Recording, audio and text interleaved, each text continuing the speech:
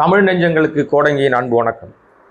இந்த வீடியோவில் நம்ம ரெண்டு விஷயத்தை குறிப்பாக பார்க்க போகிறோம். இன்னும் சில நாட்களில் பட்ஜெட் கூட்டத்தொடர் தொடங்க போகுது.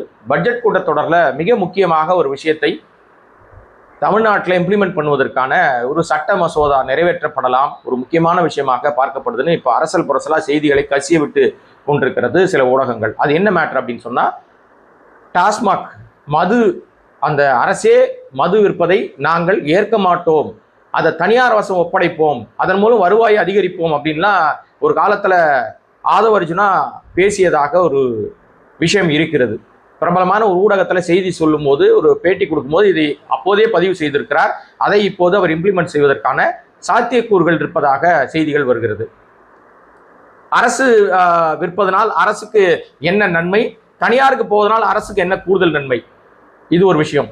இன்னொன்று, தமிழ்த்தாய் வாழ்த்து, மனோன்மணியம் சுந்தரனார் பிள்ளை எழுதிய அந்த தமிழ்த்தாய் வாழ்த்து என்கிற அந்த தமிழுக்கு முதலிடம் கொடுக்கிற அந்த நம்முடைய உயிர் நாடியாக இருக்கிற மொழி பிரச்சனை, மொழியால் நாம உயர்ந்து நிற்கிற அந்த விஷயத்தை இன்றைக்கு மூன்றாவது இடத்துக்கு தள்ளி இருக்கிற நம்முடைய தாவேக அரசாங்கத்தினுடைய கையாலாகாத தனம் குறித்துதான ஒரு சர்ச்சை.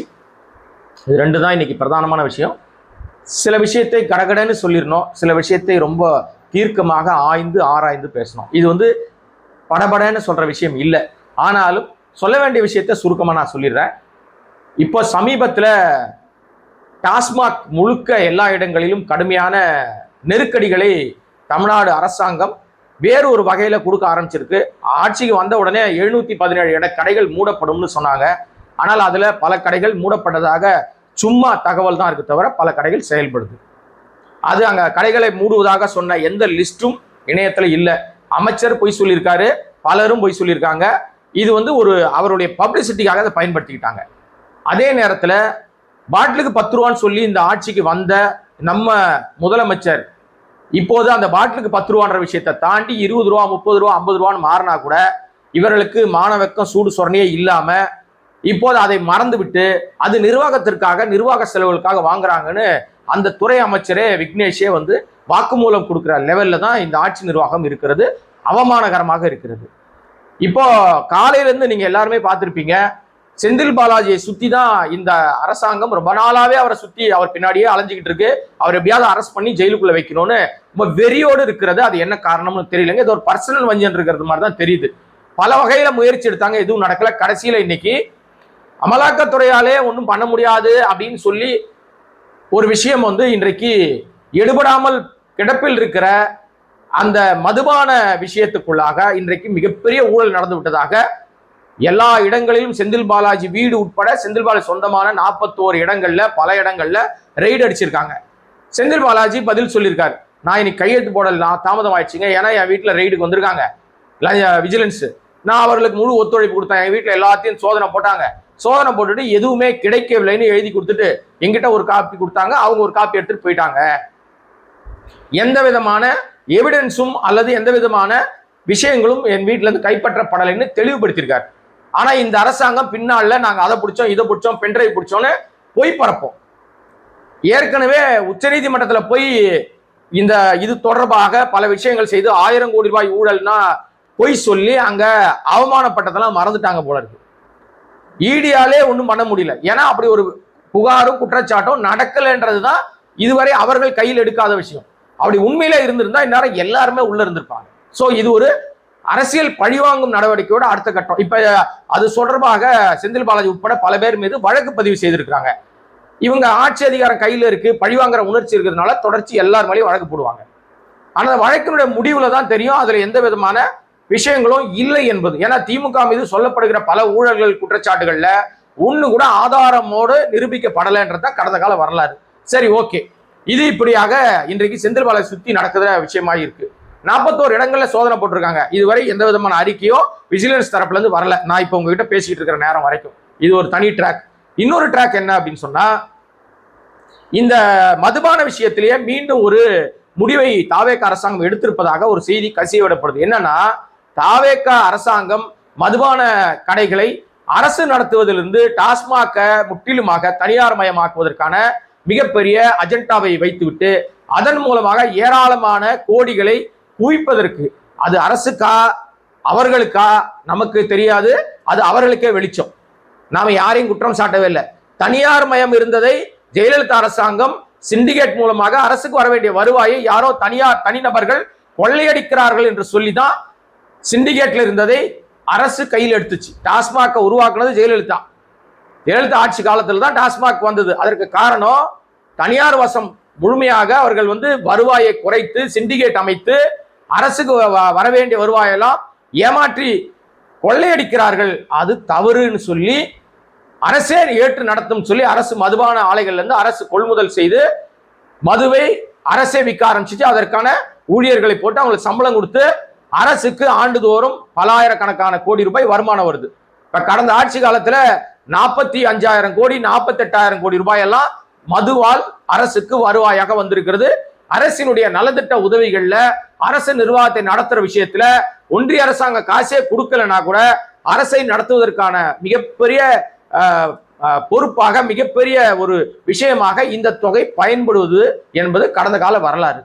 இப்ப இவர்கள் தனியாருக்கு விடுவதற்கான திட்டம் வைத்திருக்காங்க. ஏற்கனவே ஒரு மாதிரி ஒரு மிகப்பெரிய ஊடகத்துல ஆதவ அர்ஜுனாவை பேட்டி எடுத்தாங்க. அப்ப அவர் சொன்னார், அரசு ஒரு IAS போய் சரக்கு விற்கலாமா, பெரிய அவமானம், அதனால நாங்க ஆட்சிக்கு வந்தா எங்க ஆட்சியில முதல் வேலையாக அரசு டாஸ்மாக் விற்பதிலிருந்து நாங்க விலக்கு கொடுத்துருவோம், தனியார் வசம் ஒப்படைக்கப்படும் அப்படின்னு அவர் பேசியிருந்தார். அன்றைக்கு அது பெருசாக பேசப்படலை. ஏன்னா அன்னைக்கு அவங்க எல்லாம் ஜெயிப்பாங்கன்னு யாருக்கும் தெரியாது. எந்த அடிப்படையில் அவங்க வெற்றி பெற்றார்கள் என்பதும் நமக்கு தெரியல. இன்றைக்கு அவர்கள் ஆட்சிக்கு வந்த பிறகு மைனாரிட்டி ஆட்சியாக இருக்கும் போதும் டாஸ்மாக்கை தனியாருக்கு ஒப்படைப்பதற்கான திட்டத்தை மெதுவாக நகர்த்துவதற்கு வருகிற கூட்டத்தொடரிலே அதற்கான முடிவை எடுப்பதற்கான திட்டம் வைத்திருப்பதாக தெரிகிறது. இப்ப கூட்டணி கட்சி முட்டு கொடுக்கிற கூட்டணி கட்சி எல்லாம் இந்த தீர்மானத்தை ஆதரிப்பார்களா? இது அரசின் கொள்கை முடிவுல வருமா? இது என்ன அடிப்படையில தனியார் தாரை வார்க்கப்படுகிறது? எத்தனை ஆயிரம் கோடி இதுல கைமாறி இருக்கிறது அல்லது கைமாறுவதற்கு தயாராக இருக்கிறது? யார் இதனால் ஆதாயம் அடைய போகிறார்கள்? எனக்கு தெரிஞ்சு முன்பே அந்த அரசியல் புரசலாக ஒரு செய்தி வந்தது. லாட்டரி தொழிலில் இருந்து மார்டின் குடும்பம் சரக்கு தொழிலுக்கு வரப்போவதாக ஒரு செய்தி உலா வருது. அப்ப மார்டின் குடும்பம் ஆலைகளை, அதாவது சரக்கு தயாரிக்கிற ஆலைகளை வாங்கி விட்டார்களா அல்லது புதிய ஆலை ஏதாவது நிறுவ போகிறார்களா அல்லது நிறுவி விட்டார்களா? ஏன்னா இப்ப அவங்க தீர்மானம் நிறைவேற்றினால் உடனடியாக கொள்முதல் பண்ணணும். இன்றைக்கு ஆலைகள் எல்லாம் பாத்தீங்கன்னா இப்ப டிஆர் பாலு இடங்கள்ல கூட சோதனை நடந்துச்சு விஜிலன்ஸ். அவருக்கு சொந்தமா மது ஆலைகள்லாம் இருக்கு. திமுகவுக்கு சொந்தமானவர்கள்லாம் மது ஆலை வச்சிருக்கிறாங்க. இப்ப ஜெகத் ரட்சகனுக்கு மது ஆலை இருக்கிறது. இன்னும் பல பேருக்கு மது ஆலைகள் இருக்கு. அதிமுக தொடர்பானவர்களும் மது ஆலைகள் இருக்குது. அங்க இருந்து தான் அரசு கொள்முதல் பண்ணுது. அப்ப மக்களுக்கு ரீட்டைல்ல அதை விற்கிறாங்க. இப்போ இவர்களுக்கும் மது ஆலை இருக்கு. எப்படி இருக்குன்னா தாவேக்காக்கும் மது ஆலை இருக்கு. அது ஜெகத்ரட்சகன் பையன் கிட்ட இருக்கிற ஆலை. இப்ப ஜெகத்ரட்சகன் பையன் தாவேக்கால சேர்ந்துட்டார். சேர்ந்த உடனே அவரு அந்த ஓனரா இருந்தாருன்னா தாவேக்காக்கும் சொந்தமாக ஆலை இருக்குன்னு அர்த்தமாயிடும் இல்லையா? அப்ப யாருடைய சுய லாபத்துக்காக இந்த திட்டத்தை இந்த அரசாங்கம் கொண்டு வருவதற்கு முயற்சி எடுக்கிறது? இது ஒரு மிகப்பெரிய ஸ்கேம் கிடையாதா? ஒரு மிகப்பெரிய திருட்டுத்தனம் இல்லையா? இது கொள்ளை இல்லையா? அரசாங்கத்துக்கு வருகிற வருவாயை, நேரடியாக வருகிற வருவாயை திட்டமிட்டு மறைக்கிற வேலையை அவர்கள் செய்கிறார்கள் சொன்னால் இதை எப்படி ஏற்றுக்கொள்வது? இது தவறு இல்லையா?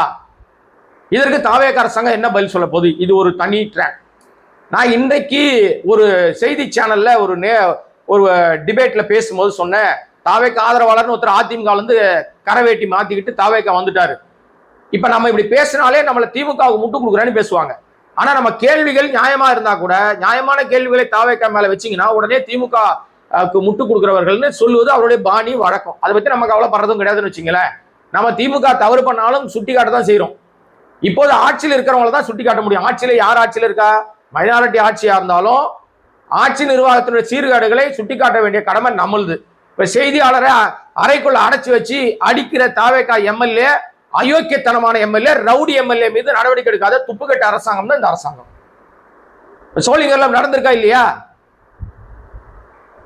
தவறான செயலை, அயோக்கியத்தனமான செயலை படம் பிடித்தார்கள் என்பதற்காக செய்தியாளர்களை அறைக்குள்ள வச்சு அடிக்கிறது. அவர் எம்எல்ஏவா இருக்க வாய்ப்பு இல்லை. எம்எல்ஏ என்ற போர்வையில் அவர் குண்டர்களை வச்சிருக்கிறார். அவரே தாக்குதல் நடத்துறாரு. தம்பி அண்ணன் தம்பி அடிக்கிறாங்களாம். இதன் மீது எந்த நடவடிக்கையும் இந்த அரசாங்கம் இதுவரை எடுக்கவே இல்லை. எப்பேற்பட்ட அரசாங்கம் பாத்தீங்களா? ஆனா விமர்சனங்களை கண்டு அஞ்சுகிறது. விமர்சிப்பவர்கள் மீது வழக்கு போடுது. விமர்சனம் செய்தால் ஜால்ரா அடிச்சா விட்டுறாங்க. விமர்சனம் செய்தால் கடுமையான நடவடிக்கை. அதாவது இவர்களை விமர்சனம் செய்தால், யார விமர்சனம் செஞ்சா? தாவேகா குறித்தோ முதலமைச்சர் குறித்தோ அந்த அமைச்சர்கள் குறித்தோ விமர்சனம், நியாயமான விமர்சனம் பண்ணா கூட அவர்கள் மீது அடக்குமுறையை ஏவுகிறது. ஏவல் துறையை ஏவி அடக்குமுறை வழக்கு வம்புன்னு பேசுறாங்க. இது ஒரு தனி ட்ராக். அப்ப இது திட்டம் என்னன்னா, தனியாருக்கு தாரை வார்ப்பதன் மூலமாக யாரோ கோடிக்கணக்கான ரூபாயை கோடிக்கணக்கில் கொள்ளையடிப்பதற்கு திட்டம். எத்தனை ஆயிரம் கோடி அடிக்க போறாங்கன்னு தெரியல. திமுக அதிமுக செய்யாததையெல்லாம் நாங்க செய்வோம். நாங்க எது தெரியுமா? இதுதான் மாற்றம். மாற்றம் கேட்டவர்களுக்கு இதெல்லாம் மாற்றம். இதுவரை அரசாங்கத்துக்கு வந்த வருமானம் தனிநபர் கஜானாக்கு போக போகுது. 2 மாசத்துல 21,000 கோடி ரூபாயை கடன் வாங்கி ஆடம்பர செலவழித்திருக்கிறது தாவேக அரசாங்கம். இது குறித்து கேட்பதற்கு யாருக்குமே தயாரா இல்லை. இன்னொன்னு, அதே மாதிரி மொழி உரிமை, நம்முடைய மொழி உரிமை என்பது, மாநில அரசினுடைய மொழி உரிமை என்பது மிக மிக முக்கியம். அதை எந்த விதமான காம்ப்ரமைஸும் பண்ணிக்கொள்ளக்கூடாது, செய்து கொள்ளக்கூடாது என்பது காலங்காலமாக சொல்லப்படுகிற நீதி.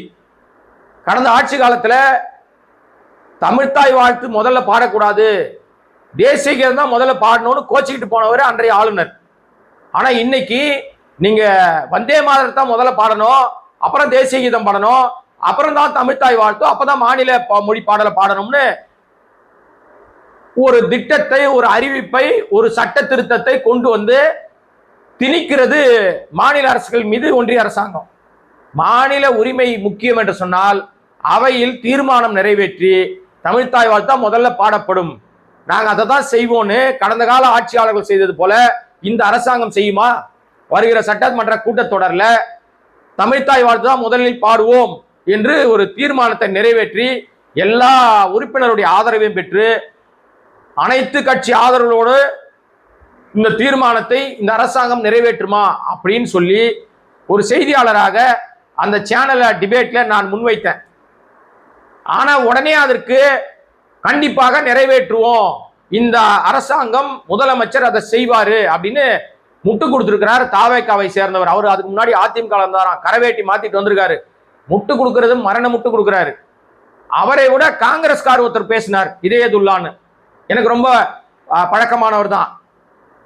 காங்கிரஸ்ல சேர்ந்து 20 ஆண்டுகளுக்கு மேலாக அவர் திமுகவோட உறவில் இருந்து திமுகவிலிருந்து இப்ப வெளியில வந்த உடனே புதுசா சோடி போட்ட உடனே இப்போ முட்டு கொடுக்கறதுல தாவேகாவினரே மிஞ்சுகிற அளவுக்கு அவர் முட்டு கொடுக்கிறார். இதெல்லாம் அந்த செய்தி சேனல்ல நடந்துச்சு. ஆனால் அங்கேயும் நம்ம சொன்ன விஷயம் என்னன்னா, இந்த அரசாங்கம் மீது, இந்த அரசாங்கம் எந்த காலத்திலும் பாஜக என்று சொல்லாது, ஒன்றிய அரசாங்கம் என்று சொல்லாது, மோடிக்கு எதிராக பேசாது, உரிமைகள் பறிக்கப்பட்டாலும் வாய் மூடி மௌனியாக மௌனசாமியாராக இருப்பார் நம்முடைய முதலமைச்சர் அப்படின்னு அங்க பதிவு பண்ணியிருக்கேன். நான் வழக்கமா இங்கேயும் அதை தான் பதிவு பண்ணுவேன். இந்த அரசாங்கம் என்பது இன்றைக்கு ஏற்கனவே தன்னுடைய நிர்வாக அனைத்தையுமே ஒன்றிய அரசாங்கத்தை அடகு வைத்து விட்டு கை கட்டி வாய் பொத்தி இன்றைக்கு நடப்பது தாவேகா அரசாங்கம் அல்ல. தாவேகா பெயரில் RSS அரசாங்கமோ மோடி அரசாங்கம் பாஜக அரசாங்கம் தான் நடக்குது. மறைமுகமாக பின்னாலிருந்து இயக்குபவர்கள் அவர்கள் தான். அதனாலதான் மனோன்மனம் சுந்தரனார் பல்கலைக்கழகத்துல தமிழ்த்தாய் வாழ்த்தை எழுதியவருடைய பெயரில் இருக்கிற அந்த பல்கலைக்கழகத்திலேயே தமிழ்த்தாய் வாழ்த்து 3ஆம் இடத்துக்கு தள்ளப்பட்டிருக்கு. அவமானம். அதை குறித்து பேசுவதற்கு கூட தைரியம் இல்லாத அமைச்சர்கள். அந்த பல்கலைக்கழக பட்டமளிப்பு விழால காங்கிரஸ் அமைச்சர் அவர் அங்க போலியாம், அதனால அவர் புறக்கணிச்சிட்டாருன்னு நம்ம எடுத்துக்கலாமா? ஆனா கண்டன அறிக்கை விட மாட்டாராம், அது தவறுன்னு அந்த அமைச்சர் சொல்ல மாட்டாராம். அவர் போகல, அதனால புறக்கணிச்சிட்டோம், நாங்க கவர்னருக்கு எதிராக இருக்கோம் அப்படின்னு ஒரு முட்டு கொடுக்கிறவர்களை என்னவென்று சொல்வது நமக்கு ஒன்றும் புரியல. ஆக மொத்தம் இந்த தமிழ்த்தாய் வாழ்த்து விஷயமா இருந்தாலும் சரி, நீட் எதிர்ப்பு விஷயமா இருந்தாலும் சரி, எல்லா விதங்களிலும் மாநில உரிமைகள் பறிபோய் கொண்டிருப்பதை தாவேக அரசாங்கம் வேடிக்கை பார்க்கிறது. அங்க பார்லிமெண்ட்ல ஒரு பெரிய கூத்து நடந்துச்சுங்க. பார்லிமெண்ட்ல ஆந்திரா MP ஒருத்தர் பேசுறாரு. அவர் பேசும்போது, ஏன் தெரியுமா தமிழ்நாட்டில இருந்து தொழில் முதலீட்டாளர்கள்லாம் ஆந்திராவுக்கு ஓடி வராங்க, ஏன்னா இங்க சொல்லிட்டு இருக்காங்க ஆந்திராவுக்குலாம் அப்படியே எதுவும் போல, நாங்க அதெல்லாம் அனுமதிக்கல, யாரும் போலன்னு இங்க முட்டு கொடுத்துட்டு இருக்காங்க. இல்லை இல்லை மறுத்துக்கிட்டு இருக்காங்க. ஆனா அங்க பார்லிமெண்ட்ல ஒரு MP அவர் தெளிவாக சொல்லிவிட்டார், உண்மைதான், ஆந்திராவுக்கு ஏன் தமிழ்நாட்டில இருந்து முதலீட்டாளர்கள் ஓடி வருகிறார்கள் சொன்னால், தமிழ்நாட்டில் எப்ப பார்த்தாலும் நீட் எதிர்ப்பு, அது எதிர்ப்பு, இது எதிர்ப்புன்னு சொல்லிட்டே இருக்காங்க, இங்க போனா நம்மளால தொழில் பண்ண முடியாதுன்னு தப்பிச்சோம் பொழைச்சோம்னு எங்க கிட்ட வராங்கன்னு ஆமாம் வருகிறார்கள். இந்த அரசாங்கத்துல நிர்வாகம் சரியில்லை என்பதை அங்க பார்லிமெண்ட்ல ஒரு எம்பி பேசினார், காங்கிரஸ் எம்பி பேசும்போது ராகுல் காந்தி சிரிச்சுக்கிட்டே அதை வேடிக்கை பார்க்கிற வீடியோ வைரல் ஆயிருக்கு. அப்ப திட்டமிட்டு இவர்கள் செய்கிற அனைத்துமே மிக தெளிவாக தெரிகிறது. வேண்டுமென்று தமிழ்நாட்டினுடைய உரிமைகள் பறிபோனாலும் பரவாயில்ல, நாம நக்கலடிப்பதை ரசிப்போன்னு ராகுல் காந்தி ரசிக்கிறார்னா அவர் என்ன மனநிலையில் இருக்கிறார், தமிழ்நாட்டை குறித்து என்ன அளவுகோலில் இருக்கிறார் முடிவு பண்ணீங்க. கர்நாடக முதலமைச்சர் சொல்றாரு, எங்களுக்கு இதுக்கு முன்னாடி மேகதாது அணை கட்டுறதுல பிரச்சனை இருந்துச்சு, அப்ப திமுக அரசாங்கம் இருந்துச்சு, அதனால நாங்க கட்டுவதில் தயக்கம் காட்டினோம். இப்ப வந்திருக்கிற தாவேக அரசாங்கம் எங்களுக்கு பயமே கிடையாது, நாங்க கட்டியே தீர்வோன்றாங்க. அப்ப யார் கர்நாடக அரசாங்கத்தை சிம்ம சொப்பனமாக விளங்கியது, கட்டுவதற்கு எதிர்ப்பு தெரிவித்து அதற்கு அணை போட்டது யாரு, அவ திட்டத்தை தவிடி பொடியாக்கியது யாரு? இன்றைக்கு தாவேகா குறித்து எங்களுக்கு கவலை இல்லை, பயம் இல்லைன்னு சொல்றாங்க. இதையெல்லாம் நம்ம குறிப்பிட வேணாமா? இன்னைக்கு மிக மோசமாக பழிவாங்கிற உணர்ச்சியை மட்டுமே வச்சு, குறிப்பாக திமுகவை சேர்ந்த எம்பி எம்எல்ஏக்கள் முன்னாள் அமைச்சர்கள் இவர்கள் மீதெல்லாம் வழக்கு வழக்கு வழக்கு, ஏதாவது ஒரு பொய் வழக்கு, ஏதாவது ஒரு விஷயத்த அவங்களை பிடிக்க முடியுமா, அதன் மூலமா நம்ம குளிர் காஞ்சிக்க முடியுமான்னு தேடிக்கிட்டு இருக்கிற தாவேக அரசாங்கம் உருப்படியா ஆட்சி நிர்வாகம் நடத்துமா? நடத்த தைரியம் இருக்கா, துப்பு இருக்கா? மடை மாத்திர அரசியல் மட்டும் பண்ணும். அவர் எங்கேயாவது போனார்னா ரீல்ஸ் போட்டுக்கிட்டே இருக்கும், வேற என்ன செய்யும்? மிக மோசமான நிர்வாகத்தினுடைய நிர்வாக சீர்கேடு. வருகிற பட்ஜெட் கூட்டத்தொடரில் இது எப்படி செயல்படுக போகிறது, நம்ம இதெல்லாம் சொல்லியிருக்கோம் இல்லையா? இதெல்லாம் இதுல என்னென்ன விஷயங்கள் அங்கே அவர்கள் எடுக்க போகிறார்கள், தமிழ்நாட்டுக்கு இதனால் என்ன நன்மை கிடைக்க போகுது, இந்த பட்ஜெட்ல என்ன அறிவிப்புகள் வரப்போகுது, ஏற்கனவே அதல பாதாளத்துக்கு போயிட்டு இருக்கிற பொருளாதார வீழ்ச்சி என்பது மேல வருமா, அரிசியெல்லாம் ஒரு கிலோவுக்கு 15 ரூபாய் 20 ரூபாய் ஏறி போச்சுன்ற அவல நிலை மாறுமா, குறுவை சாகுபடிக்கு மேட்டூர் அணை திறக்கப்படவே இல்லை, ஜூன் 12 திறக்கணும், இன்னைக்கு வரைக்கும் திறக்கப்படல, 40 நாட்கள் 50 நாட்களை தாண்டிட்டாங்க. எவ்வளவு மோசமான நிலைமைக்கு நம்ம தள்ளப்பட்டிருக்கோம் பாருங்க. ஆக இதுவரை வாய் திறக்காத முதலமைச்சர் இனியாவது வாய் திறப்பாரா, அல்லது மீண்டும் மீண்டும் நான் மௌனசாமியாராக மட்டுமே இருப்பேன் என்று சொல்வாரா? மன்னராட்சி என்பதனால்தான் உயரத்துல 10வது மாடியில போய் ஆட்சி நடத்த போயிட்டாரா? யாருமே ஆக்சஸ் கிடையாது, ஈஸி ஆக்சஸ் கிடையாதுங்க. இனிமே முதலமைச்சரை யாரும் அத்தனை சீக்கிரத்துல சந்திக்க முடியாது. அவர் அறைக்கு யாரு போறாங்க யாரு வராங்கன்னு கண்டுபிடிக்க முடியாது. அதனாலதான் 10வது மாடிக்கு போயிருக்காரா? இந்த எல்லா கேள்விகளுக்கும் எப்ப விடை கிடைக்கும்? மக்களே, இதெல்லாம் பதில் வரும் என்று நம்பிக்கையோட காத்திருக்கிறோம். உங்களை மாதிரி நானும் பாப்போம் என்ன நடக்குது அப்படின்றத. நம்முடைய சேனலை சப்ஸ்கிரைப் பண்ணாம பார்த்துருக்க அன்பு மக்களை சப்ஸ்கிரைப் பண்ணுங்க, சப்போர்ட் பண்ணுங்க. மீண்டும் சந்திக்கிறேன். நன்றி, வணக்கம்.